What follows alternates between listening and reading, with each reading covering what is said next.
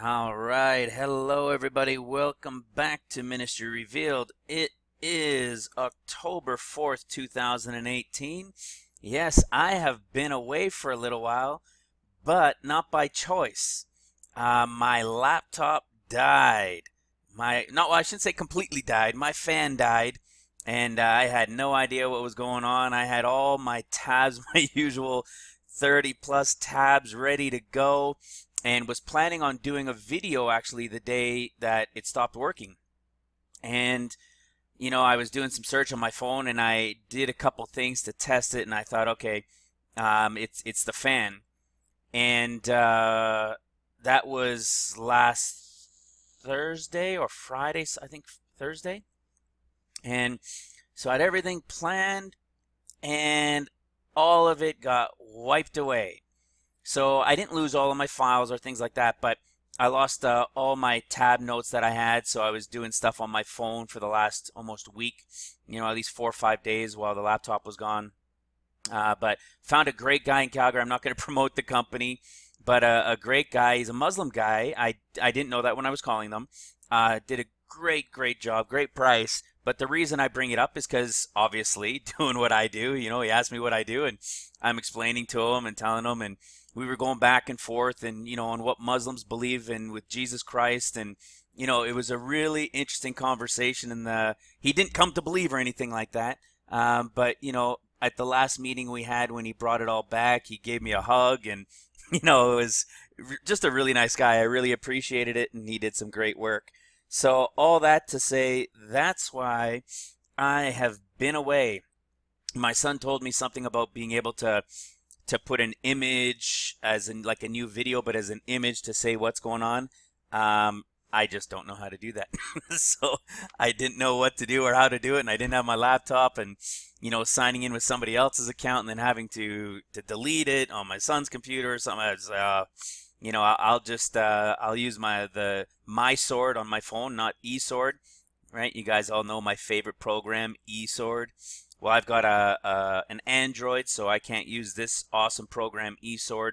I use my sword. So for those of you that it's new for you, use my sword.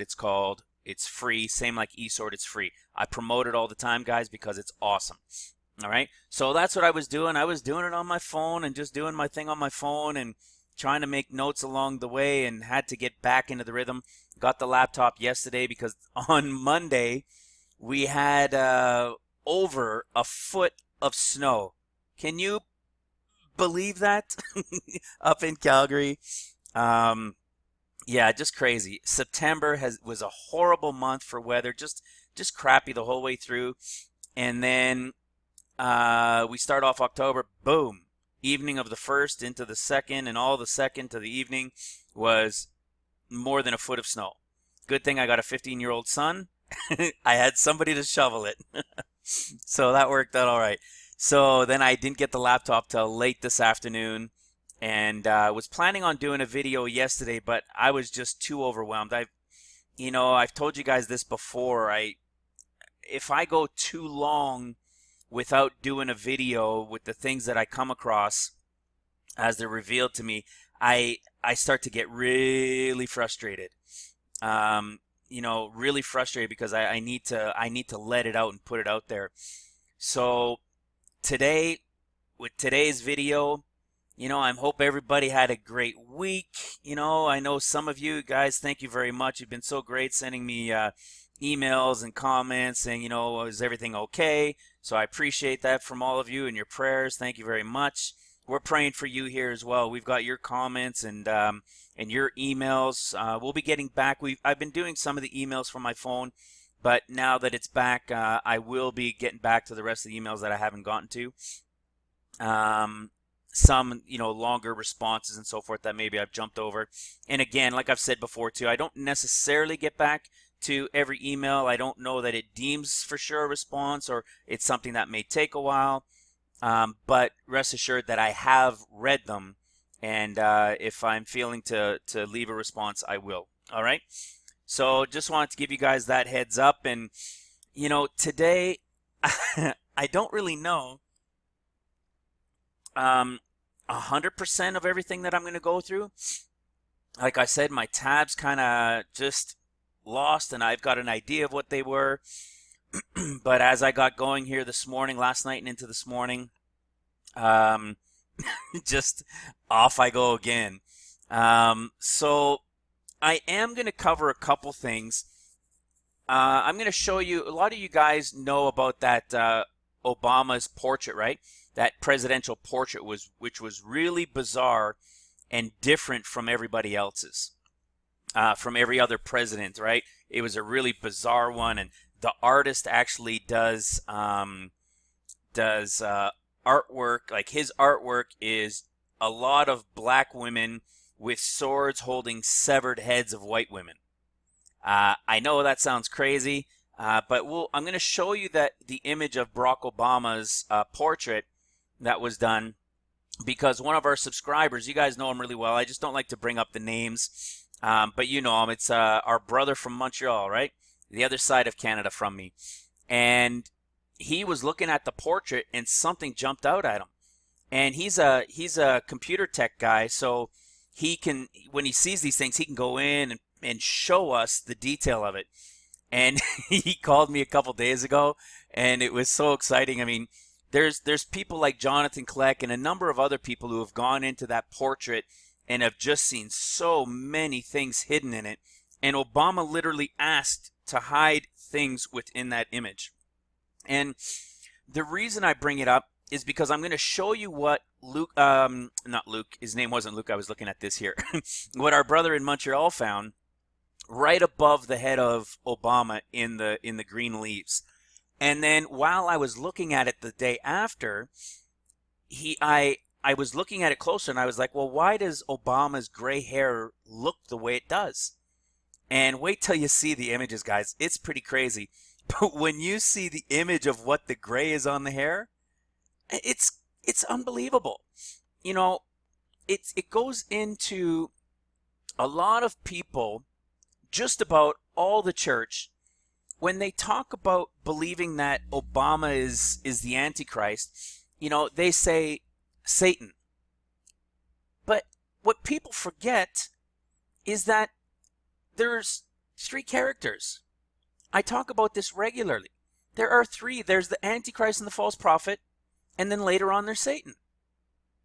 You see, I don't know why all the misunderstood confusion, except for the fact that what? You guys know where I'm going. 99.999% of the world don't understand that the true timeline of the tribulation is 14 years. We have done it to death, and we will continue to incorporate it into videos on this channel because it's true and it needs to get out.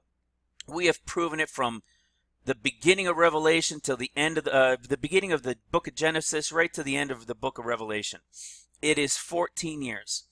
All of this confusion that people have had that have been watching this channel for a while, I used to have it too, you know, disappears when you understand the true timeline of 14 years.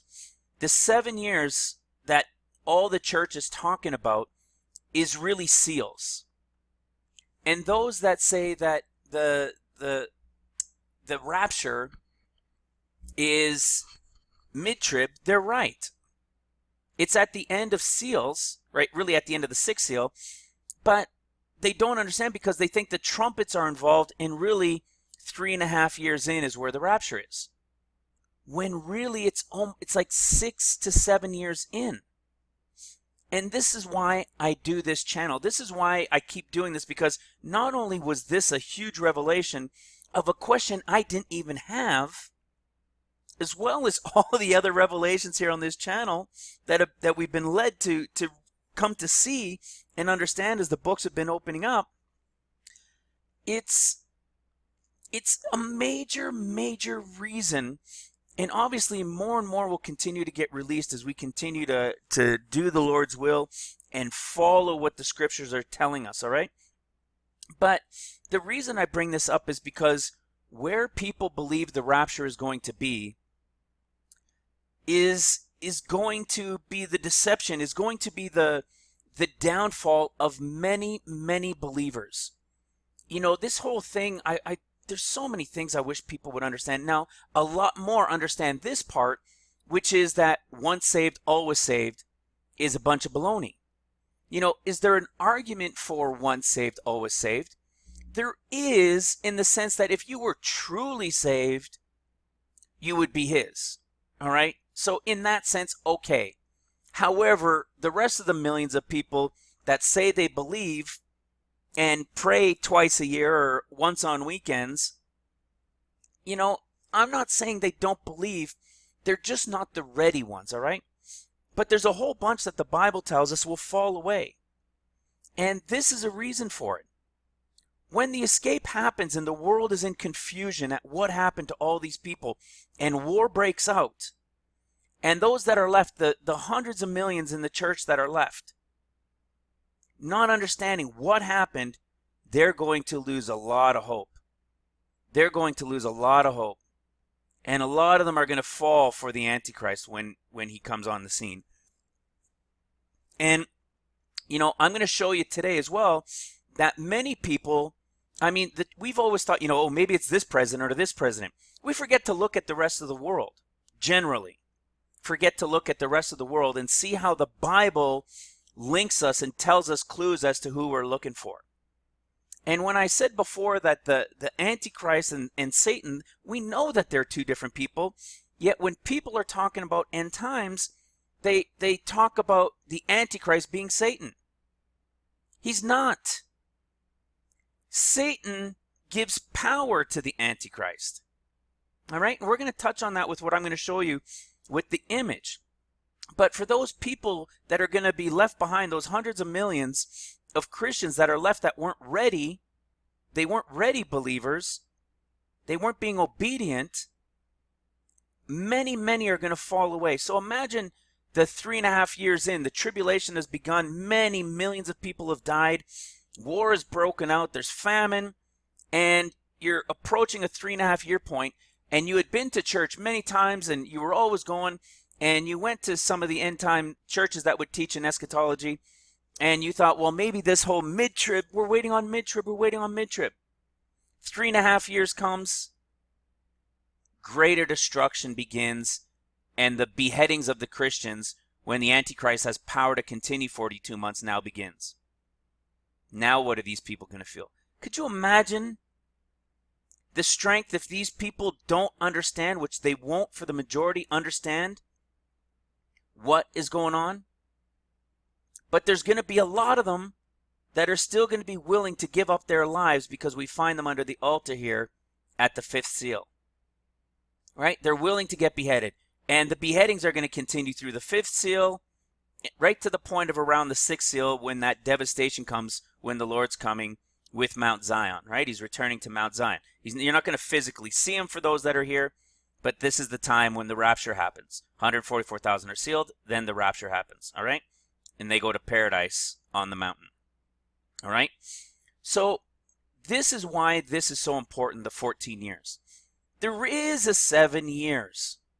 And everybody that's talking is calling all of this a 7 year for tribulation.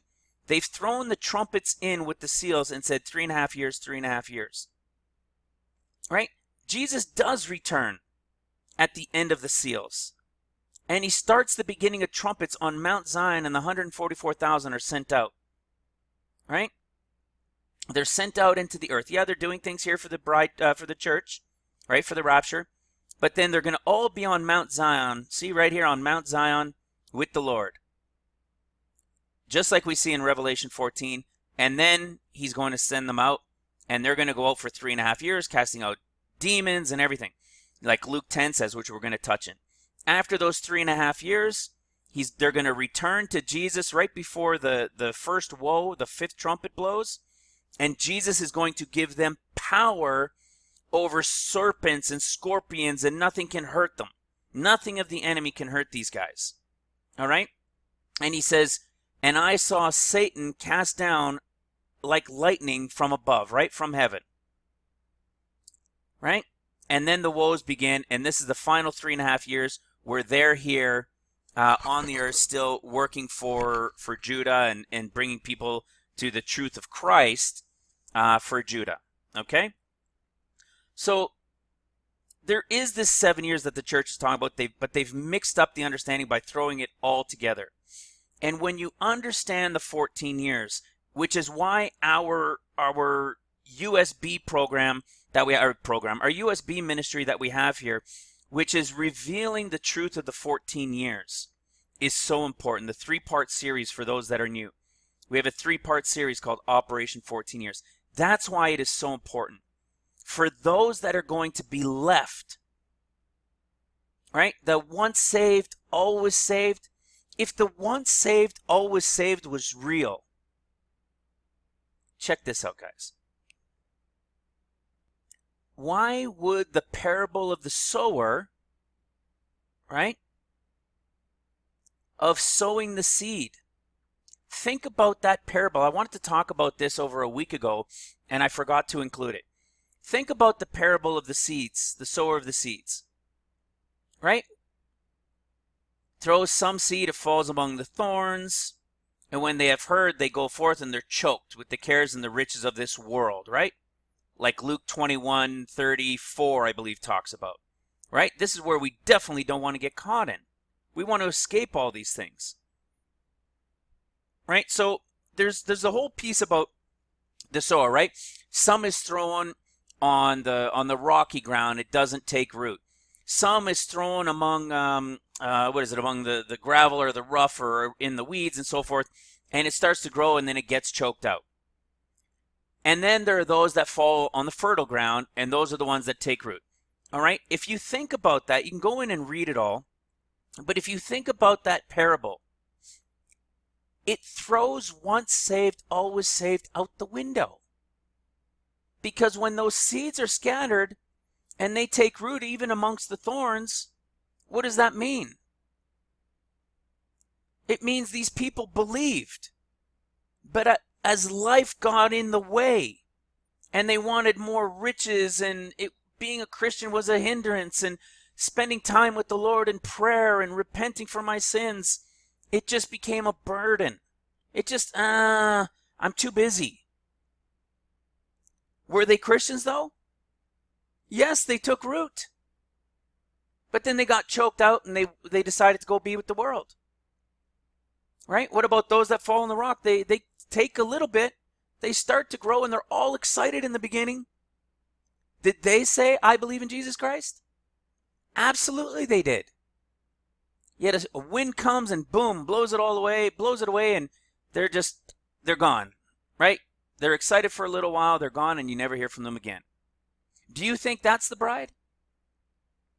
I can tell you the road is narrow, guys. We've covered this on this channel so many times, or I shouldn't say so many times, but a number of times. What do people think the term narrow means? Does the term narrow mean out of 2 billion people that are claimed to be Christian on the earth, that like the churches believe so that they don't lose membership? They say, oh, the whole church is going in the rapture. Well, unfortunately for them, if they've survived the tribulation of the seals, they can go to the rapture. See what I'm saying? There's the escape portion, which is for the bride, those that have dedicated themselves to the Lord in repentance and in forgiveness, asking Him for forgiveness and spending time with Him. Right? When you do things with the Lord in thought. Right? You have the opportunity to do something, you're like, maybe I shouldn't, it's not right. Don't do it.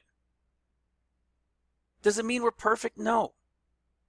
But now, guys, this time that we're in right now, man, more than any time in history, it is time to put the world aside. I'm not talking about quitting your job or things like that. Right? Work with Him in your job. My wife said it to my son months ago, and she tears up when she says it. My wife, guys, I've told you before how incredible my wife is, and a lot of people will say that about their spouse, as they should. But my wife, I won't only say that. If you met the people that she works with, and those that don't even work with her, from many departments, and she works in a huge company, a major company in Canada. It's everybody knows her. They're so excited.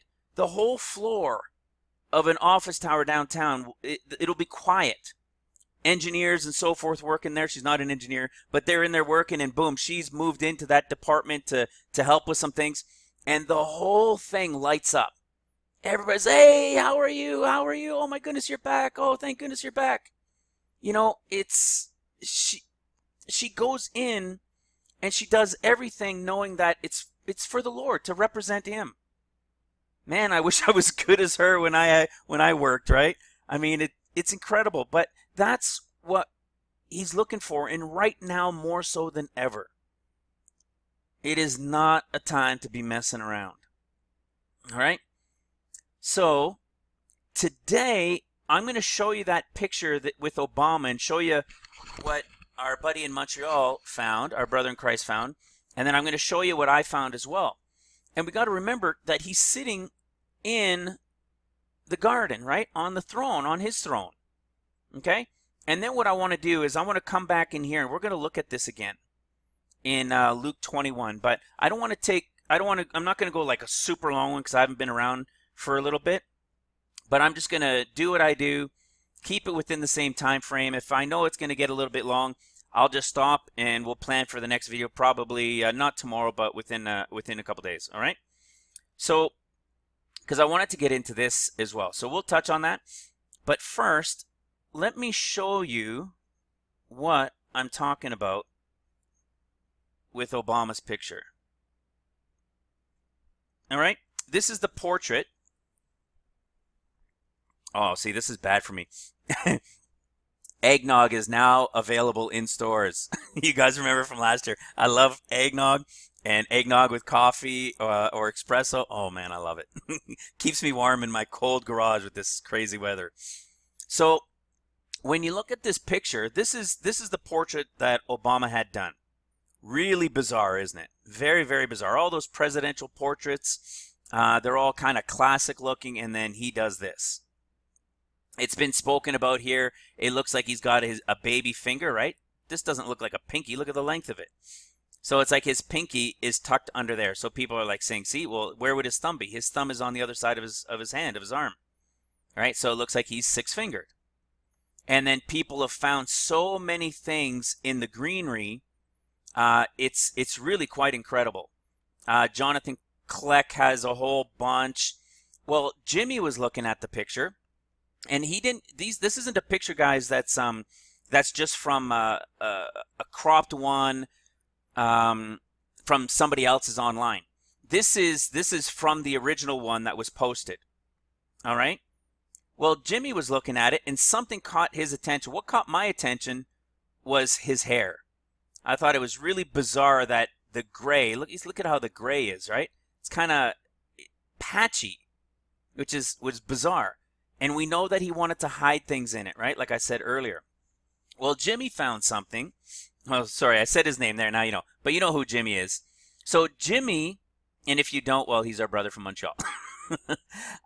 He noticed, see, there's the repetition of the leaf. See, one here, one here, one here, one here. And then he looked down and you could see there's this one right here above the flower. There's this one here that touches Obama's head, and then this one here. It's all the same pattern. And then he started noticing the empty space, the same empty space around it, same empty space around it. You can see the empty space here, the empty space here, the empty space here. And I don't know if you're starting to see it now, but when he saw it, he was freaking out because what he started thinking of was Revelation 13:18. Right? And the number of the number of the beast is 600, three score and six, right? 666. Well, if you look right here, 6, it loops that flower, the leaf that's the same. And 6. All right, watch this. I'll show you. Look at that. So he's the tech guy, like I was saying. So he colored in the flowers. He didn't color in any of the black, just the flowers that were making the 666 and left the space in between them. And look what you got. 6, 6, 6. Look, the same leaf pattern, same leaf pattern, same leaf pattern, right? And they say that it's a painting. Part of it maybe was painted, but the rest was, they just layered over top. And they hid 666 right above Obama, and this piece even touches his head. Well, now, I was interested in his head, right? I was interested in what the heck, why was this gray like this? Look at this. So you zoom in and you're like, what on earth? Let me show you another one. It's really quite amazing. Like, it's wild. Okay, let me show you this. Let me stay with this one. This one's a little bit bigger. Look at this. Look at how bizarre this is on the side of his head. What is this on the side of his head? I don't know, but he does have this vein thing coming on the side of his head. But look at this side over here, right? Everything's nice and smooth, right? Looks normal. But over here, he's got this bulge, kind of like wraps around his head, almost looks kind of serpentish. And then look up here. You have two little eyes right there. Little eye, right? They almost look like worms or a snake or something like that. And then you got another guy here. Right? You got another guy here, and look, he's got two eyes as well. I don't know what they are or what it represents. You got two more up here. But I was told that artists work with intent. Right? If an artist does something in a certain way, I mean, it's a painting, for crying out loud. It's done on purpose. So what this is and why is it thick like this with this type of curl looking thing, I have no idea. But as soon as I started looking at the left side of his head, I said, what on earth? Can you see it? Not so much here, but look at almost like the neck coming up. Look at this. Look at this. Look at what's right here. Can you see this? An eye? Look at the index finger. You have the thumb, and then you have the finger beside the thumb, right? The first one. Look at this. So there's the yellow eye with the black dot.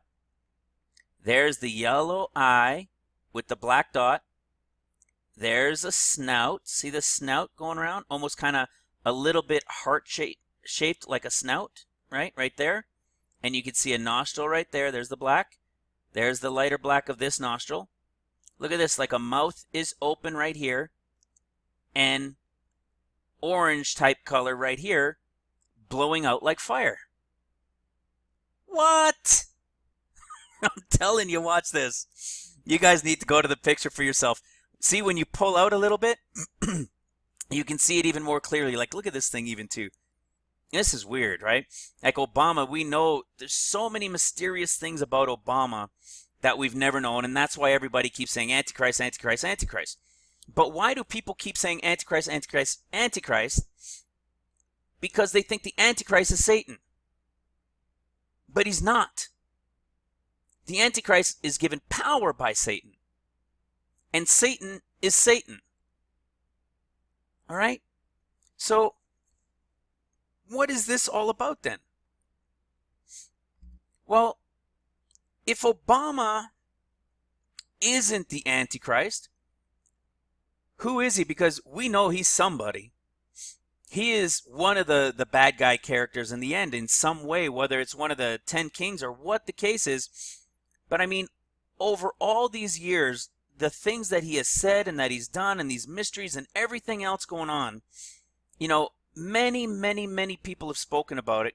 And he is just so obvious, they say, for the Antichrist. I say, what if he's not the Antichrist? What if he's going to be the indwelling spirit of Satan? Guys, this is a dragon. I'll show you. Look at this. This is a dragon. I found this one because the angle of the way the face was. This is from the movie Shrek, by the way. This is the dragon from Shrek. But I was trying to get an angle of it looking like this one. And it doesn't quite. It would be better if the face was looking a little bit more at us. But watch this. You'll get the picture. See, remember? There it's coming out a little bit. There's the neck coming around. But there's the side of the head coming out. Right? There's the jawline. The eye. The eye. the snout. See how the snout goes around? A snout loops. It's got like a heart shape with it. It's got the yellow eye with the dot, the yellow eye with the dot. Well, watch this.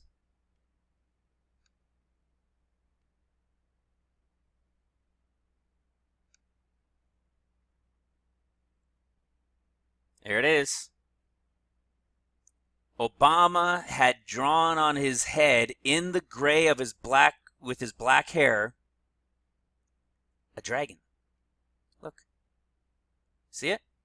Look at that. You must be able to see that. Right? Yellow eye, black dot, snout going around, nostril, mouth open at this black right here, and flames coming out. See it? The wide jaw, the eye, the black dot right there, the snout, and it would be the mouth open. He's got a dragon on his head. What? And who knows what these guys are?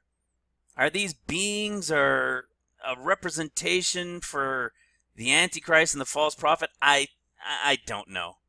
But it's weird, man. Like this is weird. Is he got some sort of connection stuck to his head, or I don't know. When you look at those things that Obama has said over the past years, but especially even recently, no need for a Messiah, you know, all these things that he says, and these actions, and his arrogance, and his cockiness, and all of these things, right? Let's not forget, he's sitting in the garden. Was the Antichrist sitting in the garden? No. It was Satan, Lucifer, who was sitting in the garden, wasn't it? He was the one in the garden. And what is Obama doing? Sitting on his throne in the garden. Remember, we talked about that in a previous video. Is it the Antichrist that wants to elevate himself above God? No. He's the one that bashes God, right? Who gave him, look at this, right off the bat, right? So this is the first beast that rises up, blasphemies on his head, that's what he looked like. And his mouth was as the mouth of a lion. That's something we might touch on today. And the dragon gave him his power and his seat and his authority. Right? It's almost like, well, wait a second. The dragon is still in heaven. Right? The dragon still has to fight against Michael in Revelation 12. Right? But it's the spirit that is in the man. It is the spirit that is in these people. That's what's happening. When Satan literally comes down, is he going to be taking over Obama, and Obama's going to change or transform or something? Guys, I don't know. I'm just showing you what's in the picture and what the scriptures are telling us and what that picture seems to be showing us. But I'm going to show you some things as well within these scriptures and somebody else that seems to really fit a bill for the Antichrist. And that came from another sister that said, what do you think about this guy? And it's the scope of not looking at the American president, not my American president, your American, the America's president, not always looking at the president. Because I could tell you something about Trump. He's not the Antichrist.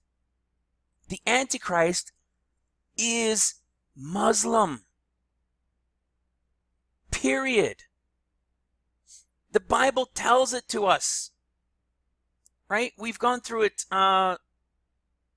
Look at Zechariah 5. Even the burden, the curse. Look at this curse. Allah.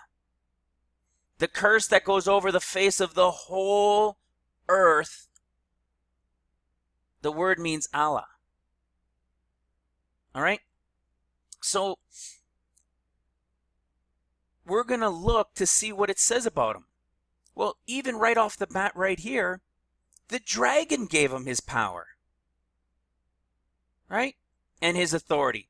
Until one of his heads were wounded. And one of his heads were wounded. And they worshipped the dragon. they worshiped the dragon, which gave power to the beast. So if the beast that goes out is Muslim, the dragon's probably on that side of the enemy as well. Right? Maybe the dragon is also going to be indwelled within a Muslim person. Hence Obama. Right? And we're going to cover scriptures that talk about it. So here we just read twice that the dragon gave him his power and his great authority. Right? We come down here after the wars of the Red Seal. Right? The Red Horse Rider. He was hurt. He was wounded somehow, however that's going to turn out. And he's healed. Excuse me. And saying, who is like unto the beast, who can make war with them? And that comes also from the second beast, right? That gave him his power and his authority. All right? And saying, who can make war with them? See, and power was given unto him to continue 42 months. I try to make this, get this across to so many people all the time. If the tribulation is 7 years, then what is all of this stuff that happened and the war and everything and power that was given to him by the dragon and all these things? Then he gets power to continue 42 months. Because everybody knows after the 42 months is the time, end times, and half a time. There's another 3.5 years. So if there's 42 months and 3.5 years, then what was all this? It's obviously over 7 years. Nobody seems to want to listen to it except the awesome subscribers here that get it, that have been following and paying attention. Excuse me. So, the beast is given power by the dragon. So then who's this dragon that gave the authority to the beast? Is there a difference? Or see, look here. And the dragon stood before the woman. See, the dragon, and then you see here, the dragon fought against Michael and his angels and so forth. Right? They're still in heaven, but the spirit could be within him somehow. Because it's the dragon giving him his power and authority. So the point that I want to get on is the power and authority portion. The dragon is the one, the dragon, right? What does it say? Let's go to Revelation 12. And the dragon, see, and the great dragon was cast out, the old serpent called the devil and Satan. All right? Is there a difference between dragon and great dragon? Maybe that is a difference. Right? A difference between great dragon and the dragon that was up there? I'm not sure. What I'm getting at is to say that the dragon was the one that gave the Antichrist, the beast, his power and authority. The Antichrist was never in the garden. The Antichrist does not claim to be above God or say to be above God. See, and he opened his mouth in blasphemy against God and to blaspheme his name, but never to be him. He's overcoming the saints, right? Like we were covering the last video or two ago in Daniel 11, and this is going to tie into the Antichrist, right? What does the Antichrist want to do? The Antichrist is the one who's going to make the first sanctuary desolate, right? Come in with flatteries. And what is he going to do? And the king shall do according to his will, and he shall exalt himself and magnify himself above every little g god, and shall speak, not elevate himself or magnify himself above the God of gods, but speak marvelous things against the God of gods. But he's going to elevate himself above the little g gods. He's not trying to put his throne above God. Satan is doing that. All right? Satan wants to be above the throne of God. Throne, sitting on it in the garden. So then, if it's possible that Obama is going to be the indwelt spirit, or maybe even already has the indwelt spirit of Satan, to some degree, right? We also know this one. Everybody knows this one who's been watching for a while, right? Not only on my channel, but just has been watching scripture, and studying end times for a while, right? This is when it's the representation of the 144,000 going out. They come back in. And by the way, guys, a lot of people have asked, well, why is the 70, which represents the 144,000 imagery, why is it in Luke 10 and not in the other ones? I can tell you because we know that Luke, remember, Luke knows what? Luke knows all the understanding. It seemed good to me also, having had perfect understanding of all things from the very beginning, from the very first, from the very top. Of who? Well, what Matthew and Mark were saying, John, right? He knew perfectly. This one, Mark was speaking it from his angle, right? The lost tribes. Matthew was speaking it from his angle as Judah.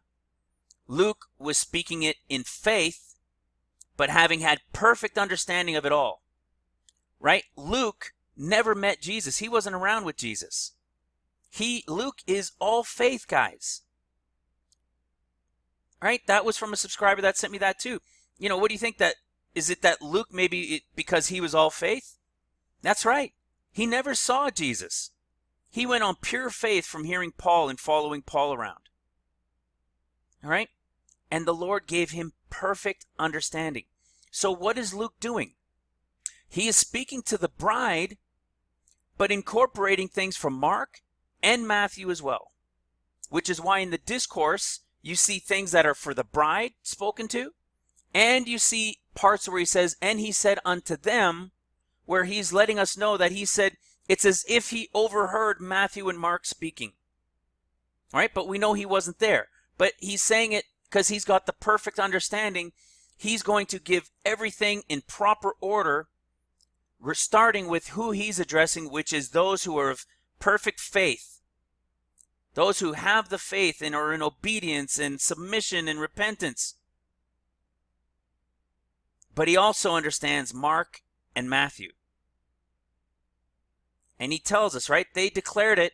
It's true what Matthew and Mark are saying, but they're saying it as their own eyewitnesses in their way because of who they represent.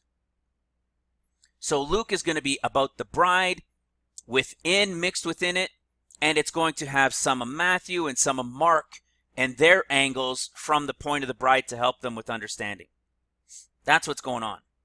And that's why you see this representation of the 70 as the 144,000 here, right? They go out first. He sends them out. Well, when does Jesus send them out? Jesus sends them out right here, right? The 144,000 are sent out right here at the beginning of trumpets. When Jesus returns on Mount Zion, he's not feet down on the ground. That doesn't happen till the end of trumpets in the year 2031, 32. Okay? At the end of 49 years. 7 years. These are 7 years. The last 14 years of the 49. At the end of the 49 years, the 50th is the Jubilee, which is the year 31, 32. The restoration of everybody's land to each tribe, and the millennium will begin. You see that we are not in a Jubilee. The Bible shows us exactly that we are not in a Jubilee. It appears there's a Jubilee based on when Israel returned and Jerusalem was recaptured. I agree. Of course, in that sense, it is a Jubilee. But on the global scale of start to finish, it is not the Jubilee. There's a video I've watched of people showing that Jesus is returning in 20 or 21, the year 2020 or 2021. Hello? Jesus said he would return to the earth after 2 days. That means 2,000 years, right? So if it's after 2,000 years and he died around 31, 32, 33, depending on how you base your understanding of it, all right, it's 31. It's 31, 32. Remember, a year goes from spring to spring. So how is it the year 2020 or the year 2021? How is the rapture supposed to be this year? And then there's 7 years. Well, that brings you to 2024, maybe 2025. That's not even 2,000 years yet. This 14-year revelation of the understanding is perfect. All right? The 144,000 are here on Mount Zion. Revelation 14, with the Lamb on Mount Zion. And like I said before, you ever notice that he's still a lamb there? There's a reason for that too. Okay? So he's still a lamb. And he's here with the 144,000 on Mount Zion. Sealed them all on the earth with the winds, right? The angels the angels that were holding back the first 4 trumpets. And they sealed the 144,000. Boom. Now here they are on Mount Zion with the Lord. Revelation 14:1. He gives them power to go out. And they say that they were so excited when they returned to him right here. They returned to him with crazy excitement because they were casting out devils and everything in his name. And then Jesus says, and I saw Satan fall like lightning from heaven. And he gave them power over scorpions and everything. Because what happens? The pit is opened at the 5th trumpet. Satan is cast down and the trumpet blasts. Right? And then what happens? Right? The woes. The pit opens up. And they're going to go after the 144,000, but they're not going to be able to harm them. I believe the 144,000, they're going to be the ones that are translated, guys. They're going to be the ones that can, I don't know if you've ever watched videos of it, but people that have had stories, pretty wild stuff, man, that were being translated. They'll be here one moment and bang, right? Just like what happened with Philip. Philip was a representation. The Bible is clearly telling us that Philip, with that event with the eunuch and in other events, is clearly a representation of the 144,000. And Philip was there, dunked the eunuch, and boom, he was gone. He was in a city. Right? Eunuch comes out of the water and Philip vanished. It's not a rapture. It's a translation. All right? We can say it's a type of rapture maybe, but it's really a translation from one part of the earth to another. That's what the 144,000 are going to have the ability to do. All right? Now, are they going to have that ability in here to do that? I don't know. Maybe. But for sure, by the time they get the additional power. And so that's what's going on here in Luke 10.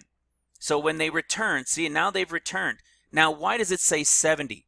Because it's giving us an analogy in the story that took place when they were doing it. He didn't send out 144,000 when he was here. But go read the story of Moses. When Moses was getting he just couldn't handle it. He needed more people. He's telling God, look, they're your people. Could you imagine? That's a good relationship with God, right? He's telling God, look, he's like, God, they're your people. Why did you take them out of Egypt if you're just going to turn around and destroy them?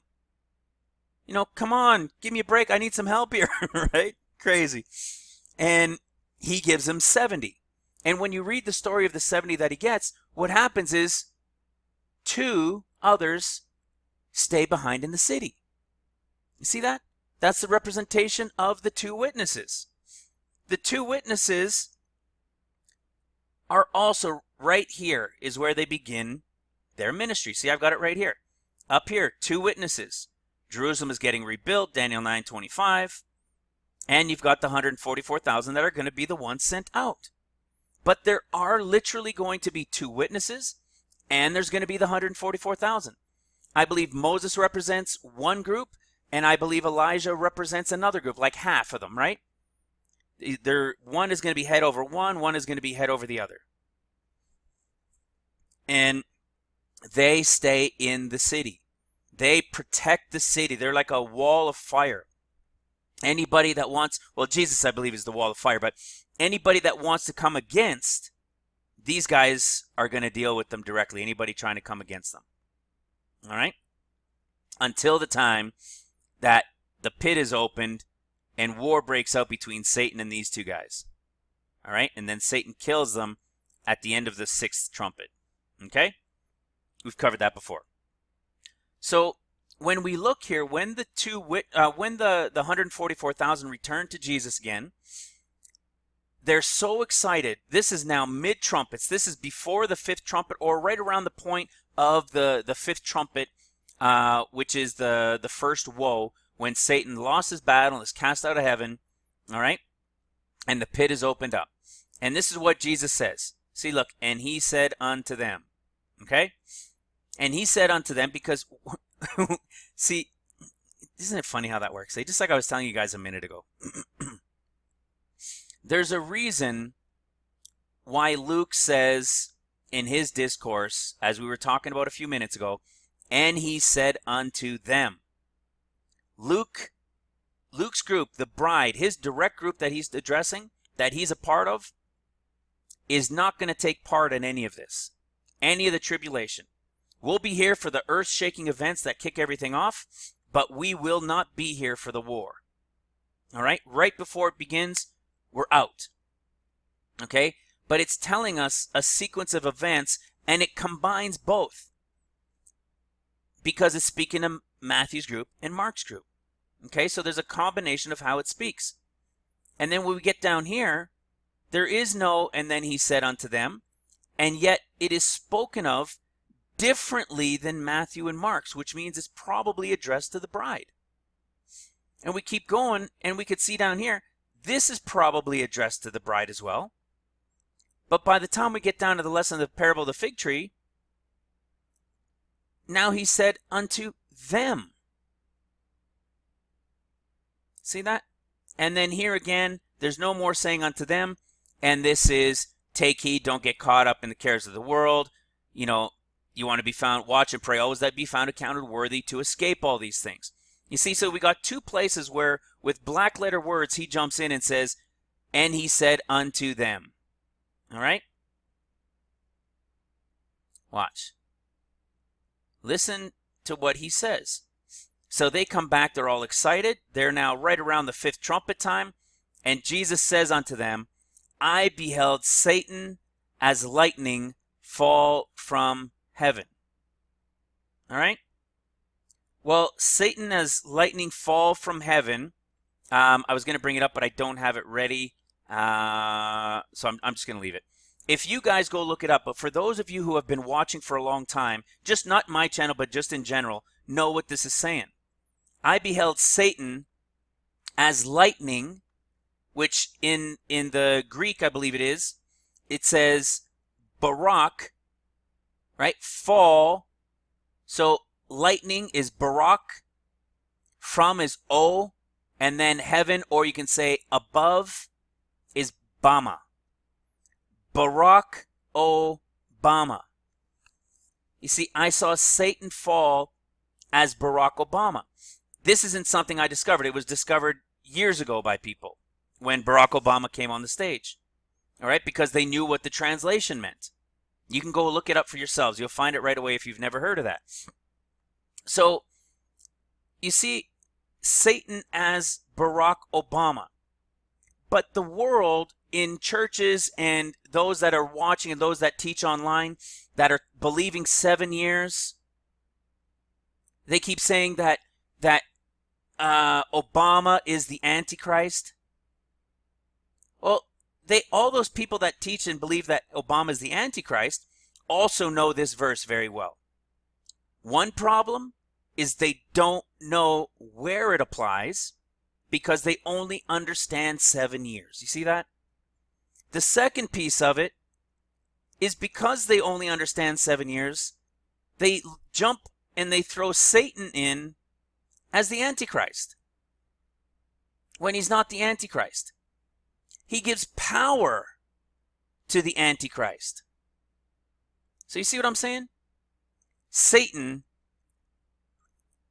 when the fifth seal opens, when Revelation 12, when Satan loses his battle in heaven, the guy sitting in the garden on his throne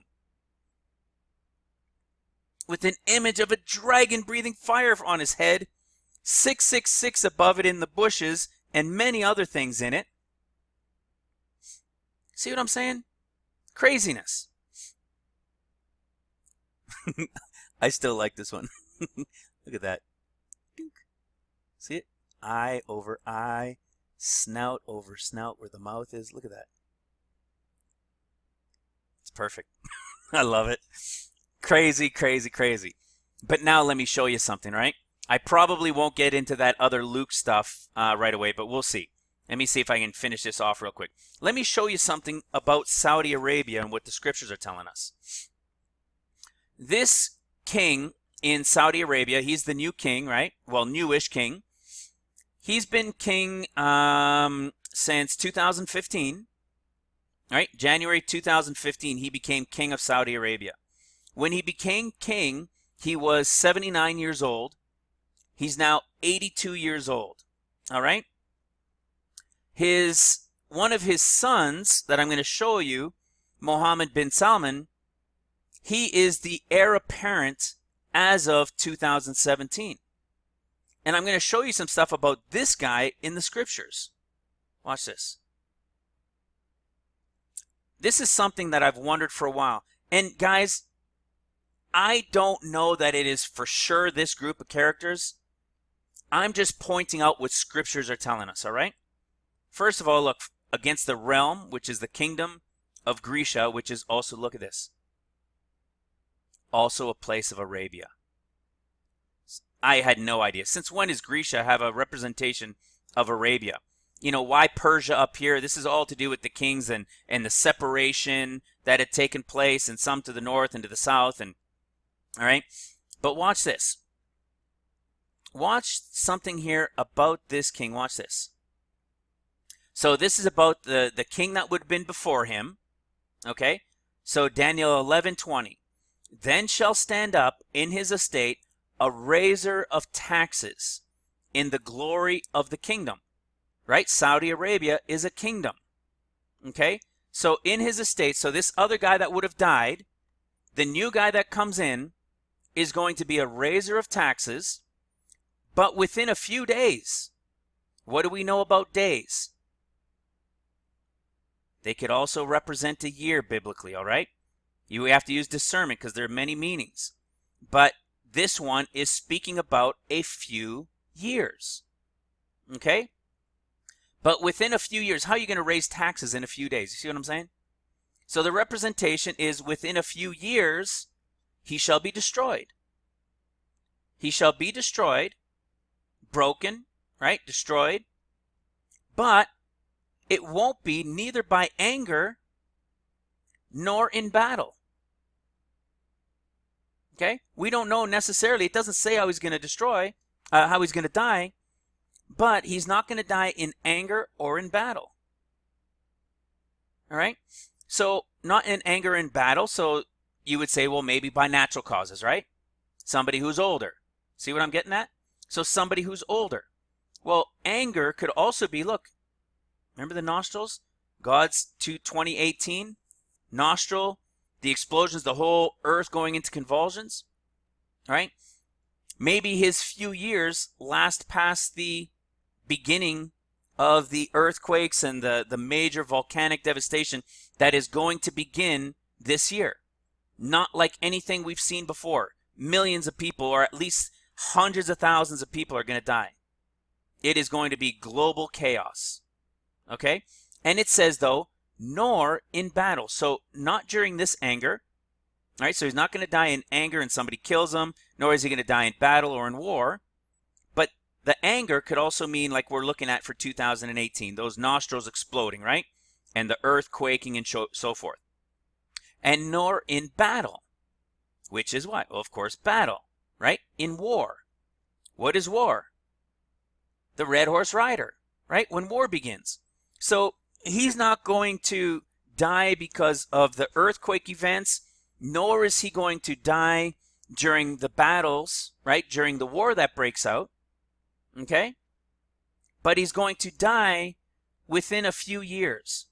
Well, when we look at this guy, since 2015, he's in for 3 years right now.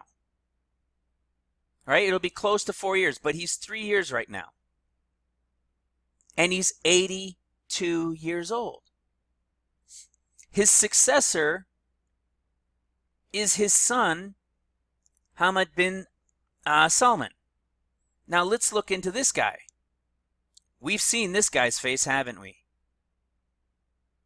This guy, I'm going to show you some things about this guy. I don't have everything pulled up with him, but I'm going to show you some things about him. Oh, wait. No, I forgot the main part. This guy here, I forgot. This is why I went to Daniel here.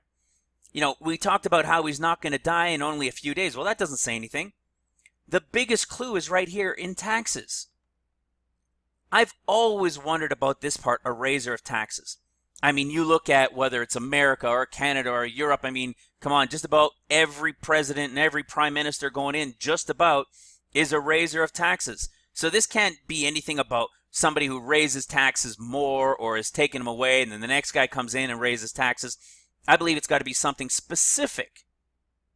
All right? Something specific about raising taxes. Maybe something momentous, maybe something first time ever. Maybe first time ever. Everybody knows Saudi Arabia has never had taxes, right? Never ever had taxes. They give everything away practically. Well, I mean, of course not everything, but you know what I mean. In Saudi Arabia, the attraction of Saudi Arabia for foreigners is being tax-free. Well, guess what this guy did? 2018, January 1st, Saudi Arabia and the United Arab Emirates introduced VAT for the very first time, and it was January 1st, 2018.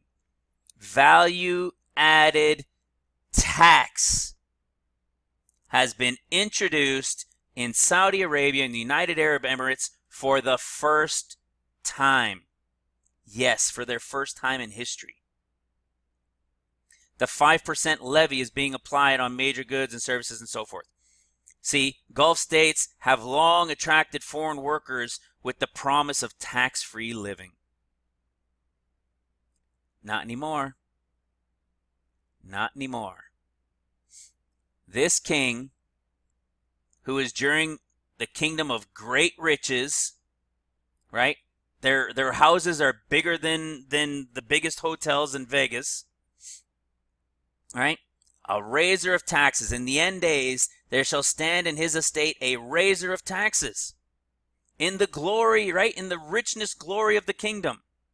But within a few days, a few years, he shall be destroyed. Neither in anger nor in battle. And who comes next? In his estate shall stand up a vile person, to whom they shall not give the honor of the kingdom, but he shall come in peaceably and obtain it with flatteries. Who on earth is that? And remember, we're in Daniel 11. Well, if this guy dies within a few short years, his son is the successor. Remember Trump and Jared Kushner and all them? This is who they're meeting with. This is the guy. This is the guy. And he's not a little guy either. He's a big guy. He's like 6 feet and he's quite chunky. Okay? What we don't necessarily know, unless we've been doing some studies, is what is it about this guy?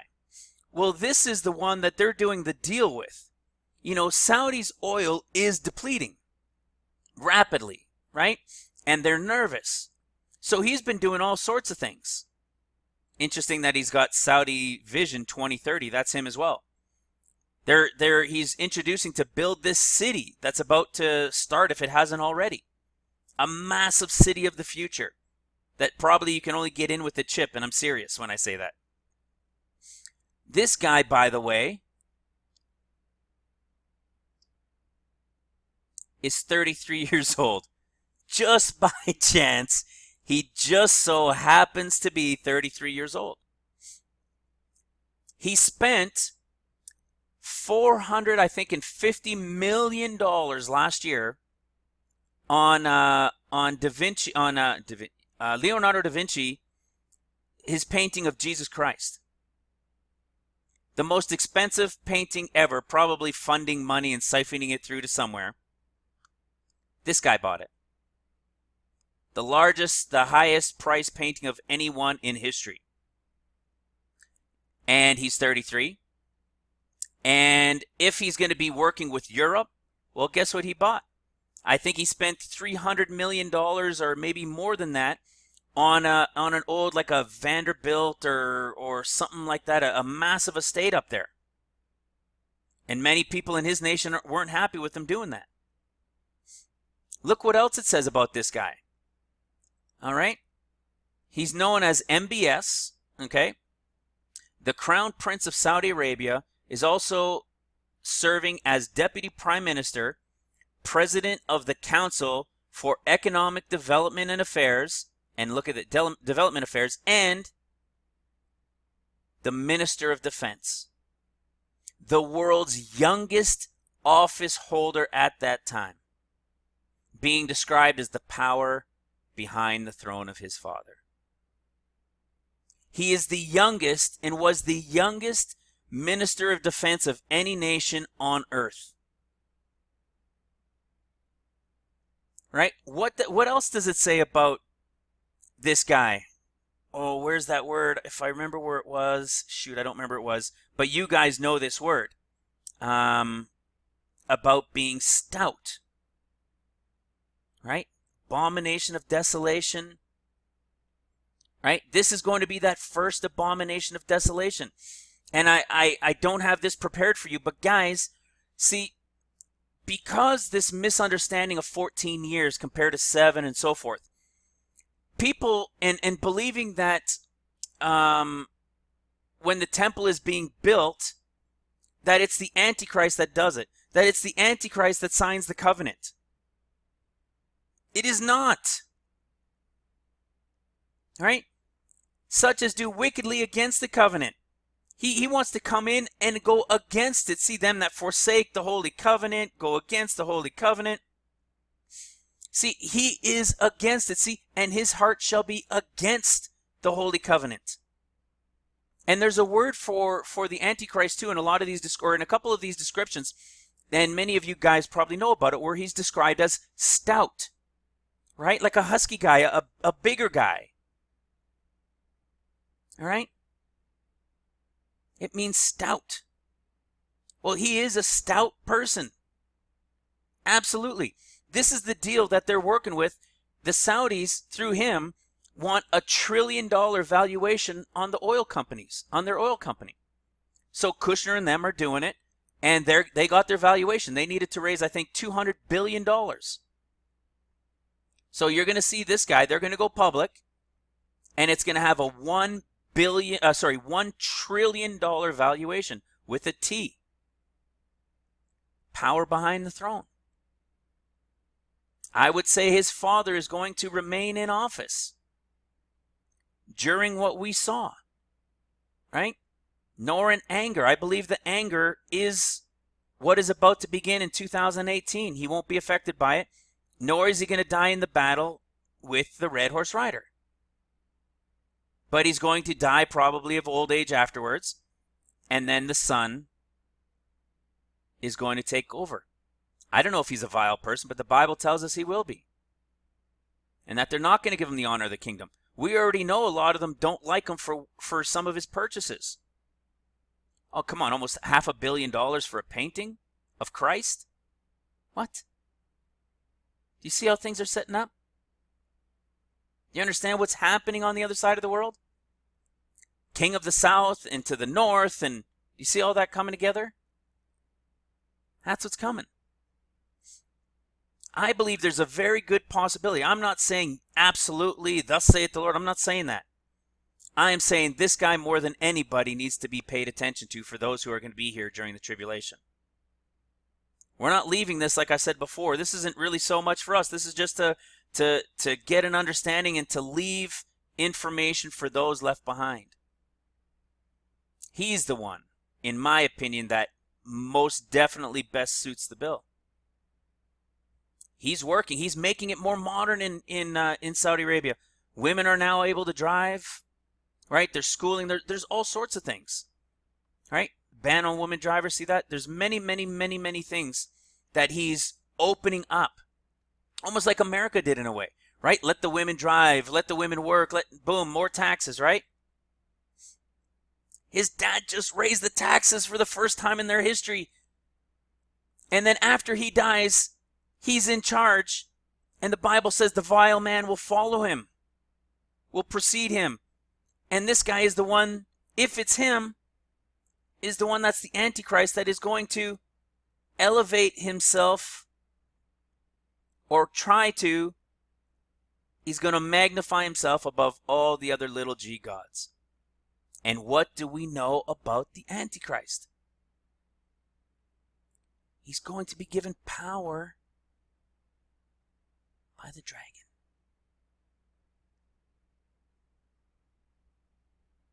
See?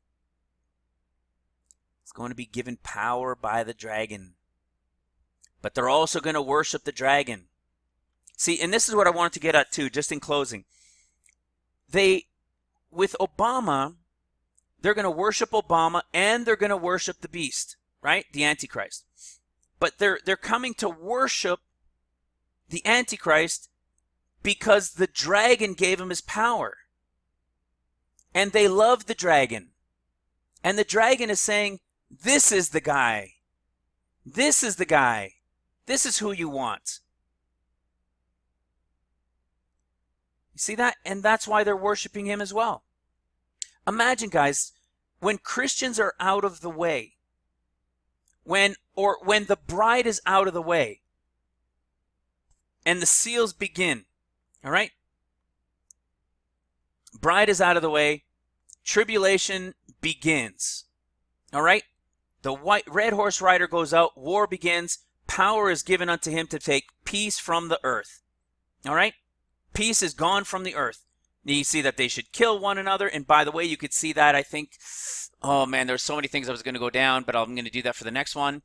Either Ezekiel or Jeremiah 4 and seeing, or Isaiah 11. Man, there's so many things, like I said, I was looking into.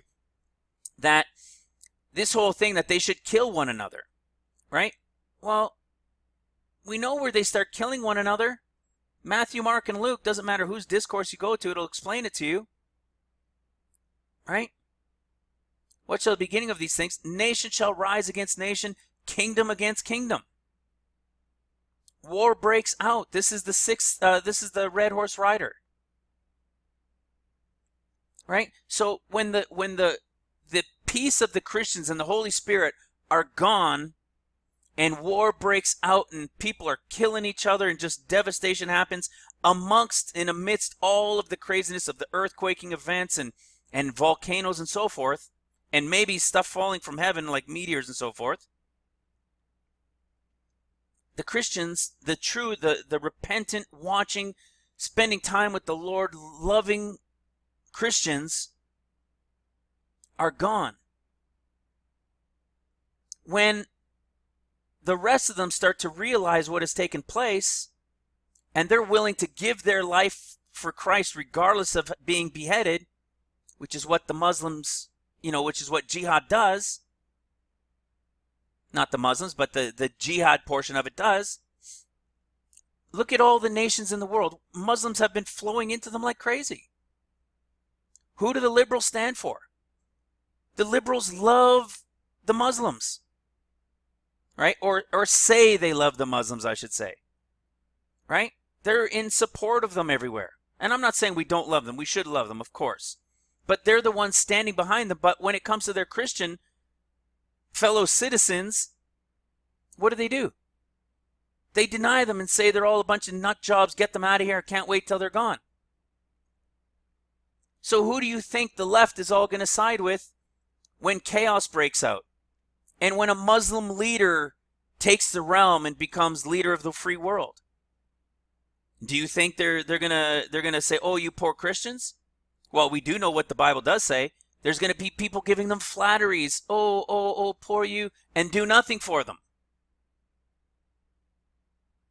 They're gonna let them go, let them be killed. Oh, I'm so sorry. Oh, I can't believe it. I'm sorry, but I can't help you. I gotta go. Boom. Because they're backing the beast. See, it's not going to be some white Christian dude or maybe Christian. It's not going to be that. The Bible has clearly told us it is going to be Muslim. He's going to be what it says Allah, but he's going to be what what do they call it? Oh, shoot, I forget the name. You guys know it, but, so do you see what's coming?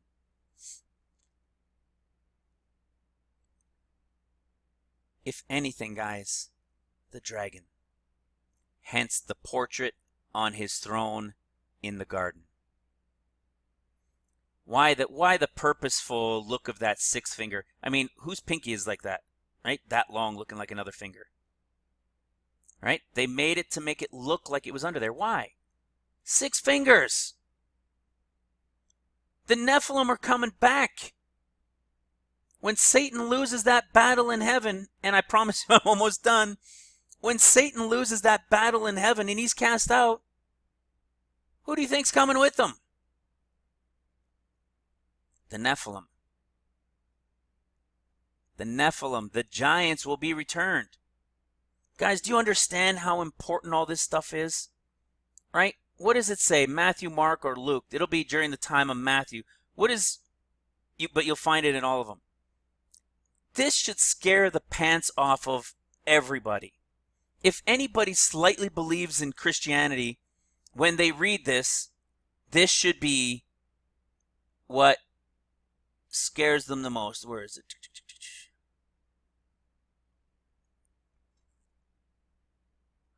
For then shall be great tribulation, such as was not since the beginning of the world until this time. Hello? You realize what the days of Noah and creation and the giants that were eating people. Remember, they didn't have enough food. There wasn't enough sheep. They started literally eating the people. They were giants. It is true, Genesis 6. There were giants in the land. We even have proof. We even have proof.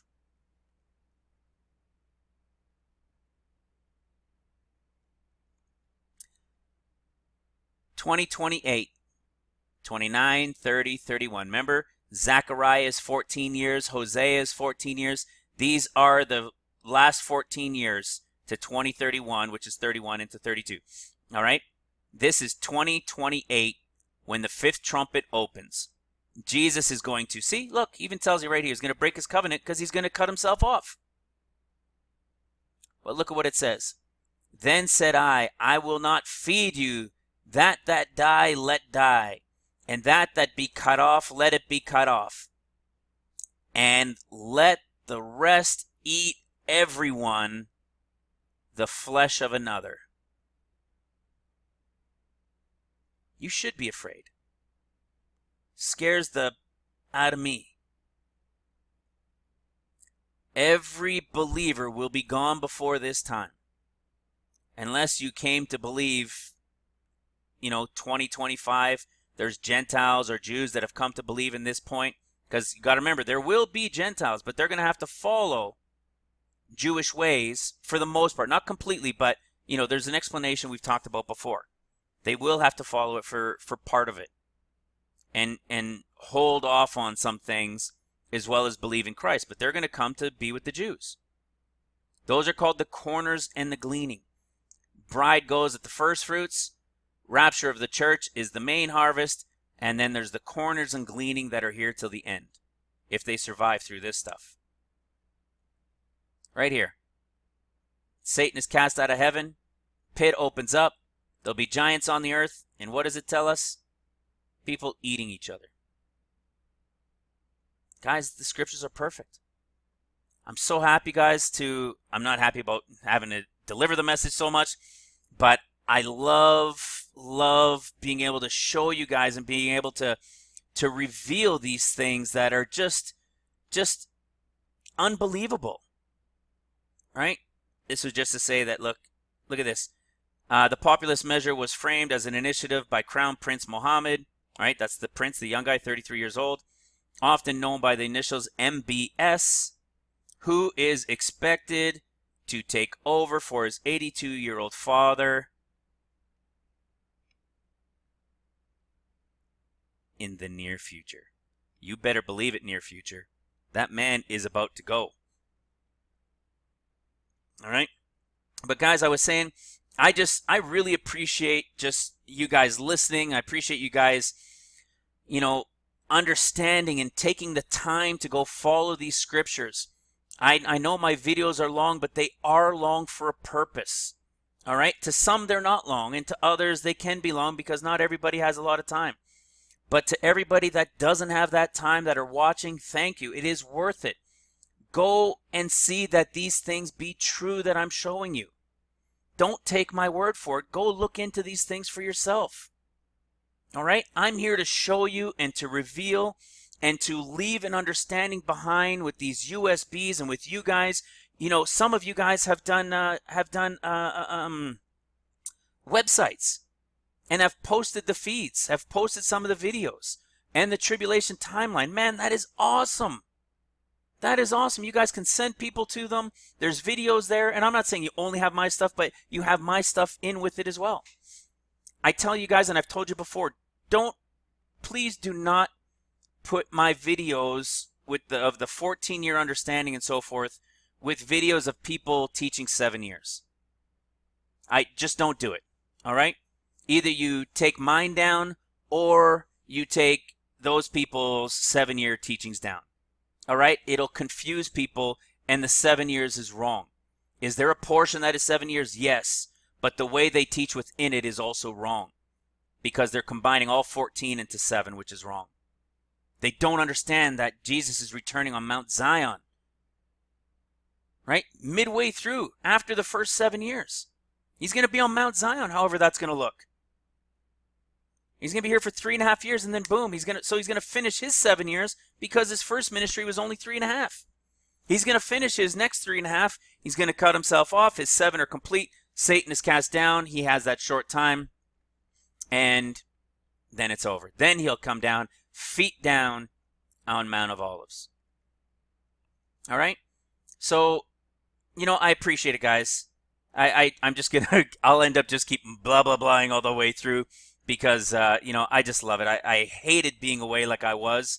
I really did, and this just feels really good to be able to put out another video and to hopefully bring some more light and some more understanding to characters and events and scriptures that tell us things about them in this end time.